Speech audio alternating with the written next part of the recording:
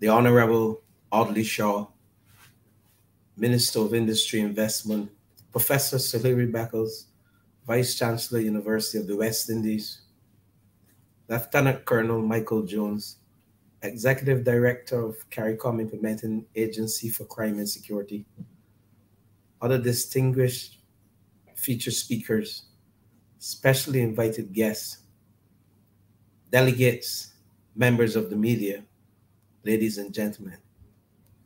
I'm indeed honored to address you at this very thought-provoking and innovative summit as we seek to explore how we can tap into the Caribbean's potential to be a leading global technological and creative hub. I'm also very appreciative of the opportunity to share the Barbadian experience as we endeavor to prepare young people for the future. As I articulate some of the strategies which have been employed in my country, I'm sure that some of you will find that there are similarities across the region, but at the same time, I hope that they will stimulate our collective thinking to enhance our efforts towards achieving a sustainable future. I note that the theme selected is from diaspora engagement to investment, connecting to the Caribbean's economic future pillars, the pillars of tourism, technology, and talent. The theme is both reflective and futuristic and reminds us that our stunning landscapes, seascapes, and vibrant cultures have allowed us to be one of the world's top tourist destinations. Indeed, tourism overtook our agrarian economies and became the mainstays for our countries. More importantly, however, the theme begs us to examine more closely the benefits to be derived from technological advancement and from the development of our people. In this regard, we are cognizant that tourism is still the lifeblood of most of our economies, but today we are presented with the opportunity to undertake another evolution, that is, to position our economies on a trajectory for technological growth and advancement, utilizing abundant talents within our people. Undoubtedly, this transition is vital as it provides a potential for economic diversification at a time when our tourism-dependent economies continue to reel from the onset of the COVID-19 pandemic. Furthermore, the pandemic has forced us to review the delivery of services and to embrace technological solutions so that our services remain accessible to our clients. As we seek to fully embrace a technological society, I wish to implore all participants of this summit to ensure that our Caribbean youth are the focal point of all of our undertakings. This is critical since it is through our young people that our development is sustained. And as has been articulated by the United Nations, it has been long recognized that the imagination, ideals, and energy of young people are vital for the continuing development of the societies in which they live. In the context of the Caribbean, therefore, a future where technological advances are pervasive throughout our societies is one where young people are accepted as agents of change, entrusted with fulfilling their own potential and ensuring a world fit for future generations. The question we must therefore ask ourselves is, how do we prepare a better future for our young people? We know that young persons tend to be early adopters of technology. However, technological change is almost one of the most disruptive drivers of the future world of work. This is emphasized by the International Labour Organization, which contends that young people are very often engaged in occupations with a heightened risk of automation, from which they are more likely to lapse into unemployment and inactivity. These challenges of securing and retaining decent work are often compounded and even more seriously and complex for our vulnerable and marginalized youth. The good news, though, is that our young people are resilient and with the right stimuli and support can be a bastion of fresh ideas and can work diligently to showcase their talents and achieve their goals. Entrepreneurship is one of those areas which provide our youth with the opportunities to explore their creativity and fulfill their dreams and potential. In my estimation, the future growth and competitiveness of our economies depends on training our young people to be entrepreneurial, critical thinkers, skilled young people, innovative, and highly motivated to succeed. It is notable that the global research undertaken by the Global Entrepreneurship Monitor indicates that peak entrepreneurial activity occurs among persons in the age range 25 to 34. In Barbados, our youth entrepreneurship scheme has acknowledged how digital technologies provide greater flexibility, agility, and new experiences for clients. It has indeed become apparent that the move to digital platforms encourages a culture that embraces innovation, encourages the adoption of digital skills and competence, and promote new spaces for employees to learn cutting-edge digital skills. So to this end, the Youth Entrepreneurship Scheme has begun to strategically transition its services within the digital dispensation. Firstly, our Entrepreneurial Development Training Program has recently added modules focusing on e-commerce, technology entrepreneurship, and digital technology, which has diversified the curriculum and exposed clients to a technologically based business environment. Moreover, within the business labs simulation, groups are now being diverted away from the traditional areas of food and beverage and light manufacturing products to more technologically based services where revenue generating activity is not limited to geographical space, but is conducted in a way in which business owners and entrepreneurs can market and sell services to the world. At this juncture, I wish to contend that innovation and critical thinking can also be encouraged through social entrepreneurship. And there are some young people who are engaged in the traditional Rotaract and key clubs, and some who have formed their own groups with the purpose of contributing to the social development of their countries.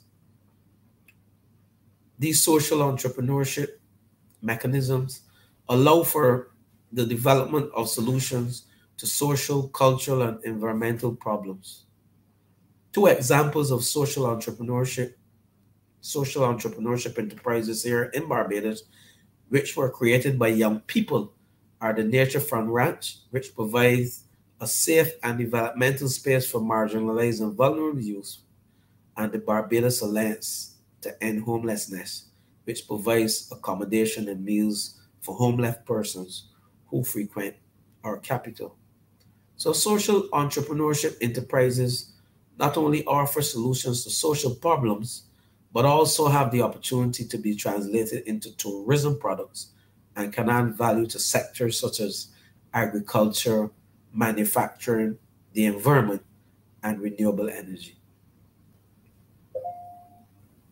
Renewable energy is, in fact, another innovative area where Barbados and the region can make significant strides.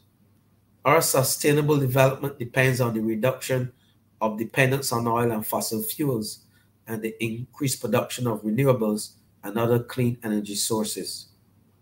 At the moment, our Barbados Investment Development Corporation, which we call BIDC, Promoted and Export Barbados, is assisting young entrepreneurs in renewable energy sector to promote sustainable energy and climate technology. And such beneficiary from this initiative, one such beneficiary from this initiative, is a young Barbadian woman, Miss Carrie Ann Bovell, who has gained international visibility in global startup competitions and who has been accepted in the United Nations Development Program's Blue Lab and won a UNDP Blue Lab Accelerator Award in 2020. Ms. Bovell's company, EcoMyco, is a biodegradable plastics and biomaterial research and development startup, and with continued effort will contribute significantly to waste management as well as sustainable energy. In recognition of the fact that our youth must be at the forefront of the renewable energy revolution. Export Barbados, in partnership with the Barbados National Oil Company, has devised a training program for the installation and the wearing of photovoltaic PV panels. This proposed 6 to 12 weeks program will be undertaken in 2020 and will seek to certify at least 100 young persons with the relevant national and Caribbean vocational qualifications. The program was created in response to the anticipated growth in demand for photovoltaic installation, given the increasing cost of fossil fuel generated energy. It also seeks to target at-risk youth and to reduce crime and recidivism. Similar efforts are being conducted within my own ministry, the Ministry of Youth, Sports and Community Empowerment, to promote renewable energy. We are also keen to provide young people with opportunities to participate in the renewable energy sector. And as a consequence, we are meaningfully engaged with two of our technical and vocational training institutions, namely the Samuel Jackman Prescott Institute of Technology and the Barbados Vocational Training Board, with a view to implementing programs that would provide skills which are required for the sector. Ladies and gentlemen, one of the main tenets of the government of Barbados is to transform Barbados to a digital society and to develop a modern citizen-centered public service.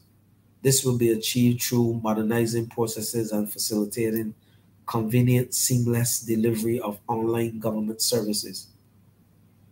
As Barbados traverses on its mission to world-class digital citizenship, it is recognized that not every person is comfortable using technology.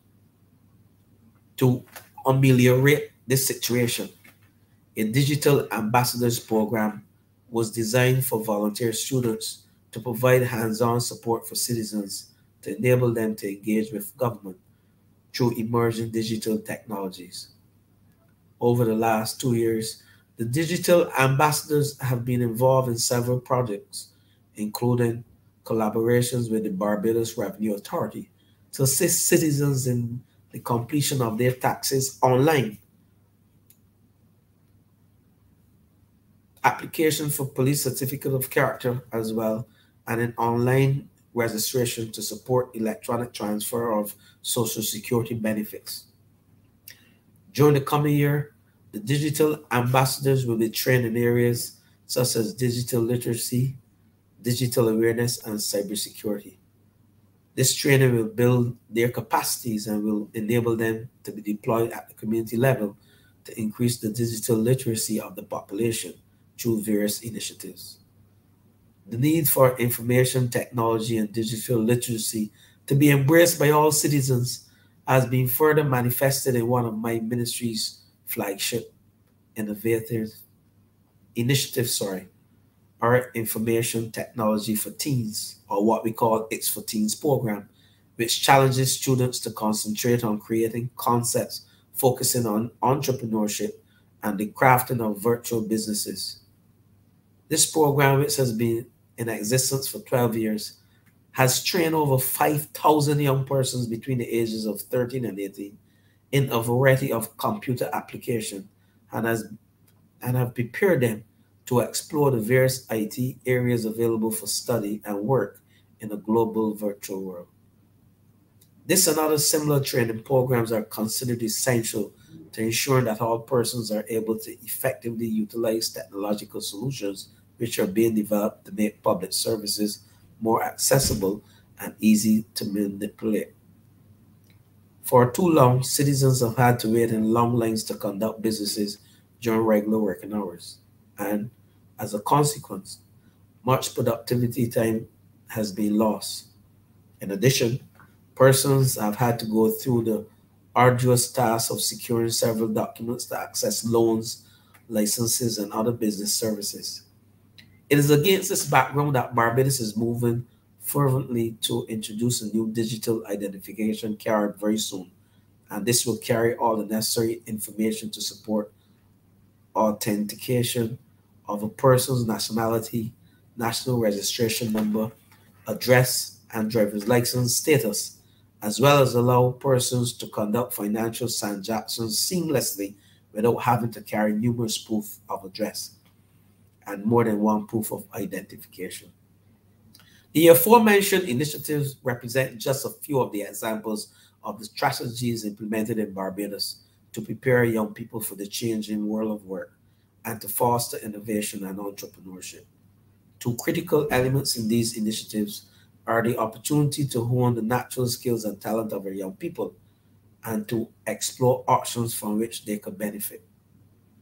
However, as we maximize the ability of our young people to develop their talents, I must, as a minister responsible for sports, express my belief that we have not fully optimized the potential of our young people in the very lucrative occupational area. Sports is an exciting area in which the Caribbean can stamp its presence on the world stage and showcase its talents. Research has demonstrated that there are genuine benefits which can be derived from creating a vibrant sports industry, an industry which has evolved into a global business with a worth in excess of US 600 billion annually. This has pushed the demands for faster, stronger, better sportsmen and women. As a result, the involvement of technology in sports, has become more important in the quest for superlative performances and excellence. Multimedia systems which will help to analyze skills development, computerized modeling system to analyze team play, and wireless physical scouting tools are a few of the technological innovations utilized in sports. The application of technology in sports is now very significant, and this is manifested in sports education, sports administration, and in the playing of sports. The Academy of Sports at the Cave campus of the University of the West Indies in Barbados delivers technology-focused courses from its state-of-the-art exercise, physiology, and biomechanics laboratory. This contemporary laboratory is utilized in the delivery of 7 exercise, physiology, and biomechanics courses in the BSc Sports Science, the BSc Sports Coursing, and the MSc Sports Science program.